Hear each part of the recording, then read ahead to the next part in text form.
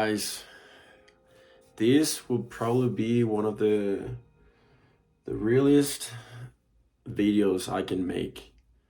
And I wanted to make this video especially right now because this is real life.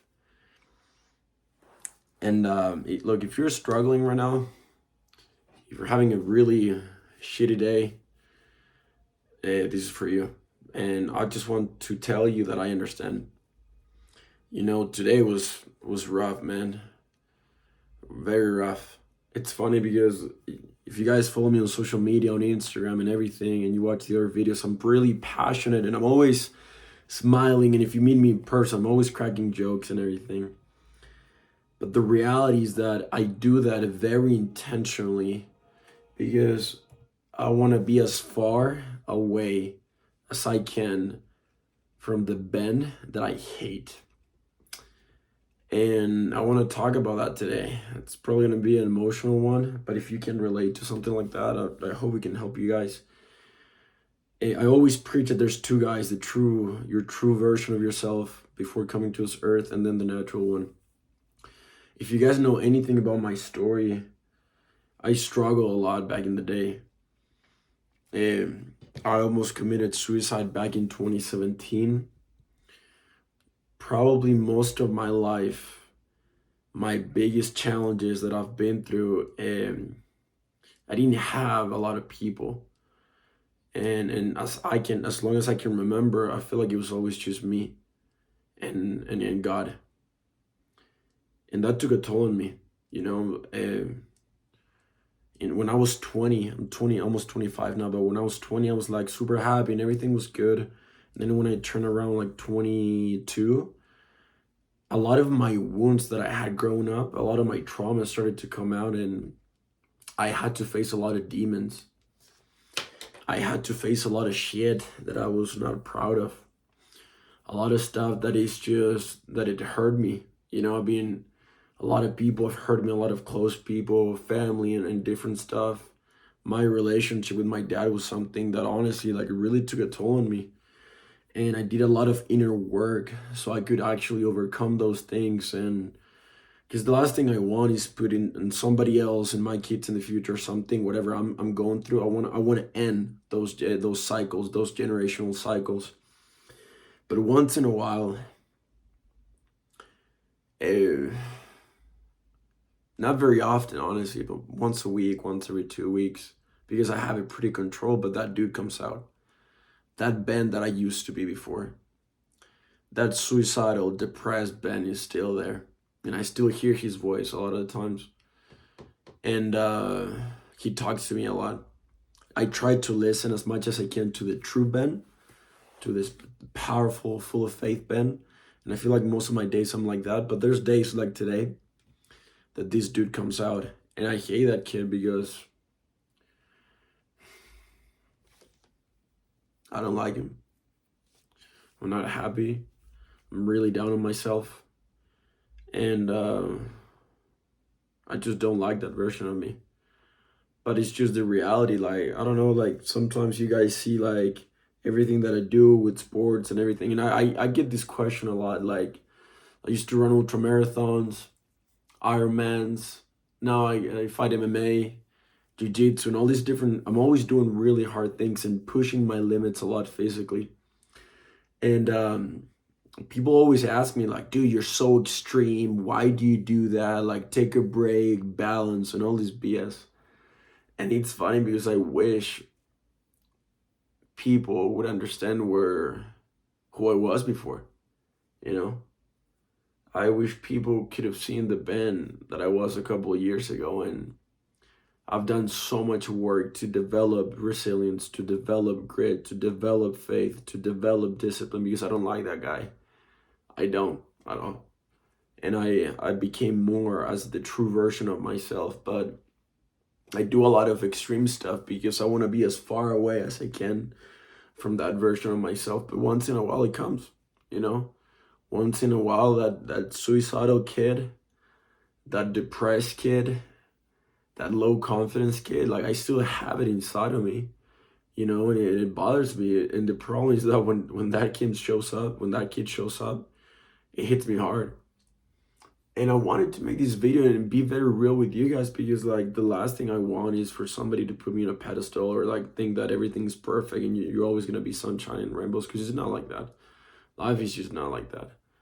And it's moments like this where you get to choose who you want to be and how do you want to feel.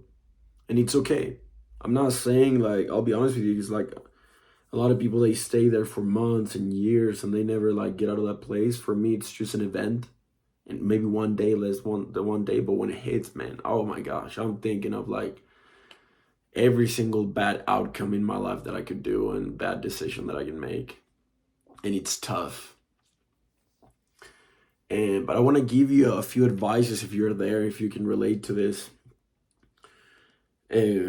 First one, something that I try to do is I try to reach out.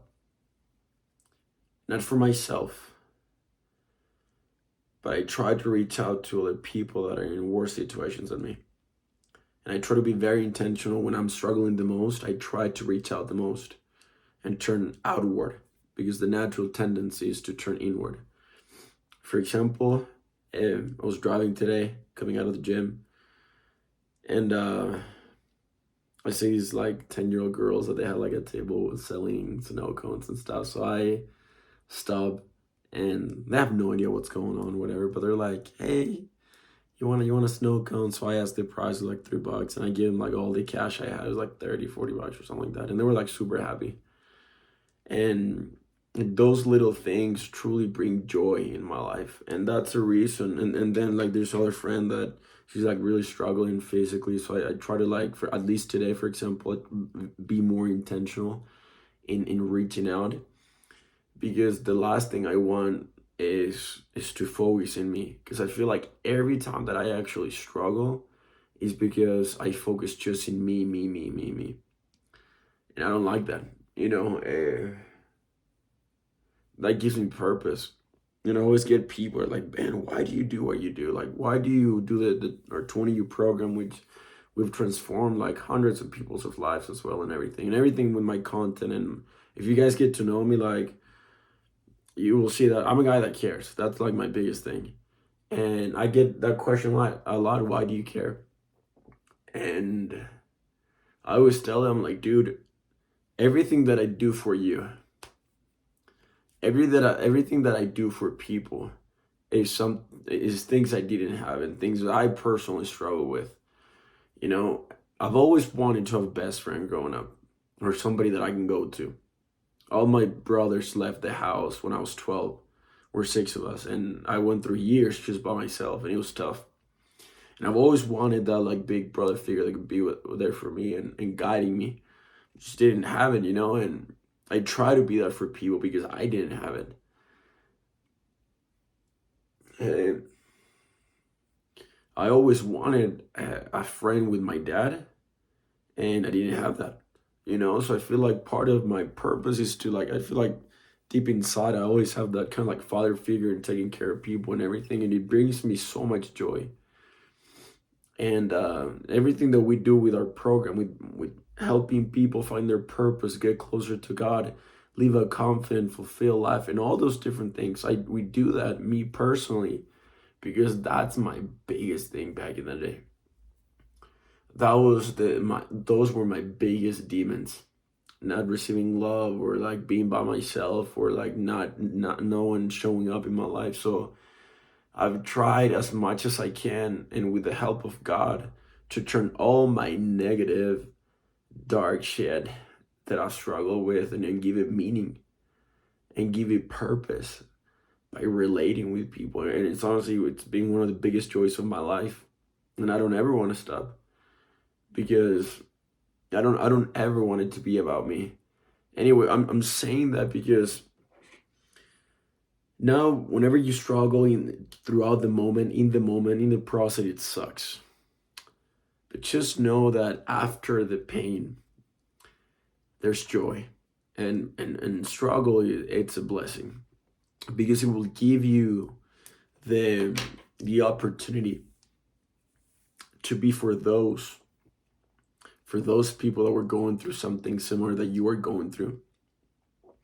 And this is still something I'm trying to figure it out. But I think if you're a leader, if you're somebody that you feel you're different and you're called to serve people and everything, that's the price that has to be paid. There's a price in leadership. There's a price of helping people.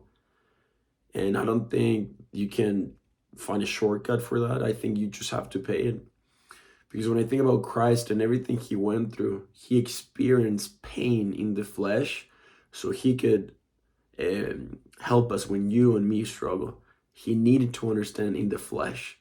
And that's why he suffers so much more than anybody we can imagine. Now, he's not here on the earth. And the cool thing is that we can be his instruments and be his hands.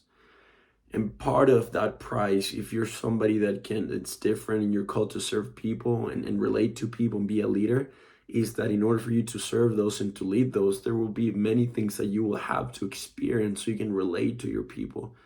And so you can help them with conviction and have a personal interaction with them.